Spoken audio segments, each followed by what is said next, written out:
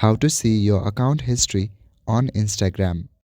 Firstly, open App Store or Google Play Store on your device. Search for Instagram and look for any updates that may be available. If there are updates available, update those, or else open the Instagram app on your device.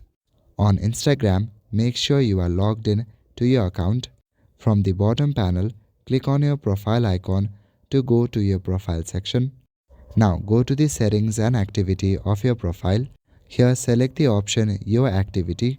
Inside Your Activity, scroll down. Under How you use Instagram, select Account History. Now you can see all of your history right here. If you want to filter them, then you can filter them to newest to oldest or oldest to newest. You can even select date limits, or you can select the update type. It could be messaging, password, profile, or anything else. That's all for today. Thank you.